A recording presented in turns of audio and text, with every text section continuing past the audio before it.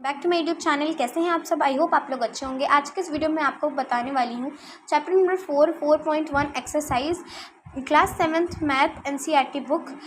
अगर आपने मेरी इंट्रोडक्शन वीडियो नहीं देखी तो पहले उससे जाके देखिए, तभी आप इस क्वेश्चन को समझ पाएंगे। सो फर्स्ट क्वेश्चन है, complete the last column of the table. इस जो लास्ट कॉलम दी गई है इसे हमें कंप्लीट करना है। मैंने इसे कंप्लीट करा, बट अभी आपको सॉल्व करके बताऊंगी कि कैसे नो आया, कैसे यस आया।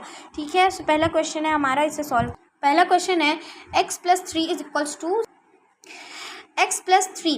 देखो अब यहाँ पर क्या है कि x+3 इज इक्वल्स टू 0। हमें इसकी x की वैल्यू फाइंड करनी है। ठीक है, तो हम क्या करते हैं कि जो इक्वल्स टू वाली संख्या होती है और जिस संख्या के साथ साइन लगा हुआ होता है उसका उल्टा कर देते हैं। ठीक है, तो ये इक्वल्स टू वाली संख्या साइन क्या लगा हुआ है, प्लस का उल्टा माइनस, और किस संख्या के साथ लगा हुआ है, 3 के साथ। तो आंसर कितना आ जाएगा, -3।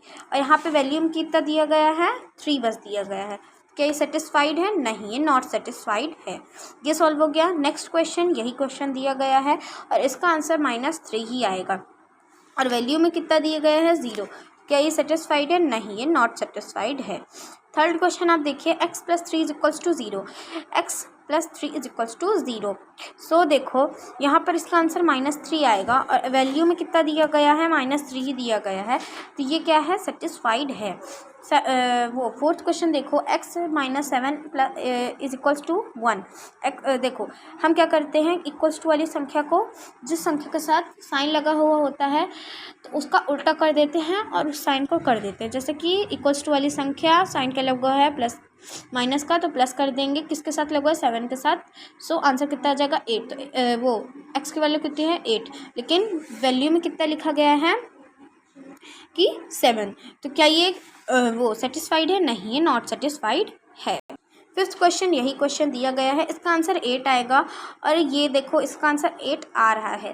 ठीक है, वही मेथड यूज़ करके। तो इसका ये क्या है, सेटिस्फाइड है।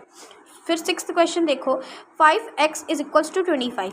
यहाँ पर 5x आपको आपको दिया गया।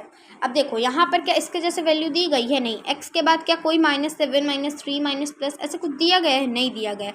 डायरेक्ट x के बाद 25 दिया गया है, इक्वल्स टू आ गया है। ठीक है, इसका मतलब होता है इनटू। चाहे आपको भले ऐसे क्वेश्चन में दिया गया हो कि ऐसे देखो 5x इज इक्वल्स टू 25, ऐसे बहुत सारे क्वेश्चन हो सकते हैं। ठीक है, 6x इज इक्वल्स टू 3 ऐसे हो सकते हैं।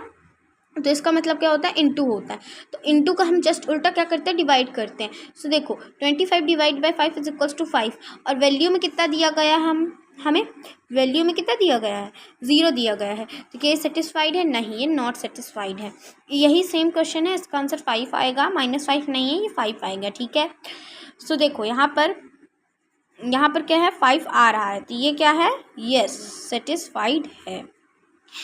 एट्थ क्वेश्चन भी सेम इसी की तरह है। इसका आंसर कितना आ रहा है, 5 आ रहा है, लेकिन इसमें क्या दिया गया है, -5। सो ये एट्थ क्वेश्चन क्या है, नॉट सेटिस्फाइड है। तो आप इसमें क्या कर लीजिएगा, नो कर लीजिएगा। ix question, m/3 is equals to.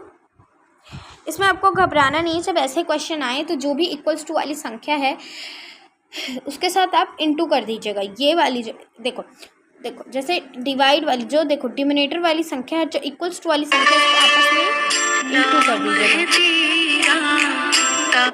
ठीक है, इनटू कर दीजिएगा, तो जो आंसर आए वो आपकी वैल्यू होती है। ठीक है, वैल्यू होती है आपकी।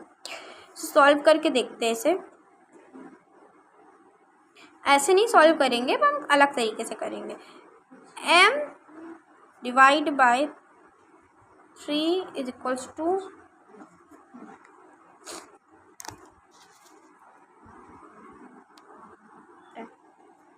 तो देखो इसमें क्या है, 3 × 2।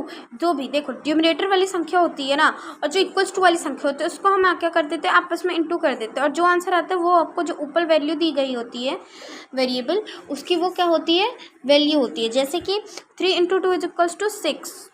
m की वैल्यू कितनी आ गई हमारी, 6। तो ये नॉट सेटिस्फाइड है। क्यों नॉट सेटिस्फाइड है, मैं आपको अभी बता देती हूँ। क्योंकि यहाँ पर कितना दिया गया है, -6 दिया गया और इसका आंसर क्या आएगा, 6 आएगा। फिर आप 10th क्वेश्चन देखो, इसका आंसर क्या आ रहा है, 6 आ रहा है, लेकिन वैल्यू में कितना दिया गया है, 0। तो ये क्या है, 10th क्वेश्चन भी नॉट सेटिस्फाइड है। 11th क्वेश्चन देखो, इसका आंसर कितना आ रहा है, वैल्यू में 6 आ रहा है और यहाँ पर भी 6 आ रहा है। सो 10th क्वेश्चन कितना है, मतलब 10th क्वेश्चन कितना है हमारा, मतलब 11th क्वेश्चन कितना है, यस दिस इज सेटिस्फाइड। ठीक है, सो अब हम कर लेते हैं नेक्स्ट क्वेश्चन। आई होप आप लोगों को पहला क्वेश्चन बहुत अच्छे से समझ में आया होगा। मैंने हर एक क्वेश्चन को अच्छे से समझाया है और अगर आपको रूल याद होगा तो आपको अच्छे से समझ आया होगा। क्वेश्चन नंबर 2 में क्या है, check whether the value given the bracket in a solution to the given equation और नॉट। ये जो आपको इक्वेशन दी गई है और ये जो आपको इधर साइड ब्रैकेट में वैल्यू दी गई है, तो आपको इन दोनों को सॉल्व करके बताना है कि क्या आपकी वैल्यू ये जो ये वाली है क्या सेम आती है, मतलब इसको और इन सभी को, जब ये जो ब्रैकेट में दिया गया है नंबर, ठीक है, और जो इधर साइड दिया गया है और जो इक्वल्स टू वाली संख्या दी गई है, तो क्या जब आप इधर LHS और RHS साइड जब आप सॉल्व करोगे संख्या और जो बीच में दिया गया आपको इक्वल्स टू, क्या वो उसके बराबर है। चलो सॉल्व करते तब पता चलेगा। सो फर्स्ट स्टेप में ये थोड़ा अलग है, ठीक है, समझ में आएगा आपको, ऐसी बात नहीं है कि समझ नहीं आएगा। LHS साइड, LH क्या होता है, LHS क्या होता है, राइट हैंड मतलब लेफ्ट हैंड साइड। ठीक है, लेफ्ट हैंड साइड आपकी कौन सी वैल्यू है, ये वैल्यू है। ठीक है, n+5 = 19 ये वैल्यू है और लेफ्ट हैंड साइड ये वाली वैल्यू है। ठीक है, तो हमें क्या करना है, ये जो ब्रैकेट में दिया गया है ना, इसके साथ हमें देखो जैसे कि मैं बता रही हूँ, जैसे ब्रैकेट में क्या दिया गया है, हमें 1 दिया गया है और यहाँ पर क्या दिया है, +5 दिया गया है। तो हमें क्या करना है, इसे उसका उल्टा नहीं करना है, इससे हमें क्या करना है, वैसे ही करना है। तो यहाँ पे +5 है तो हम क्या कर देंगे, +5 ही कर देंगे ब्रैकेट में जो आपको वैल्यू दी गई है उसके साथ। तो इसका आंसर कितना आएगा, 6 आएगा। सो n की वैल्यू कितनी हो जाएगी आपकी, 6 हो जाएगी और यहाँ पर कितना दिया गया है, 19 दिया गया। तो क्या इसके इक्वल है, नहीं, तो इसके इक्वल नहीं है। सो हम क्या लिख देंगे, हम क्या लिख देंगे, is not a solution,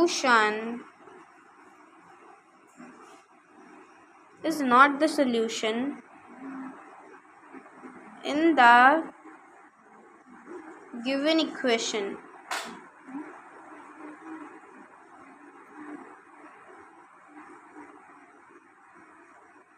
is not the solution in the given equation। Second question करेंगे तब आपको समझ में आएगा।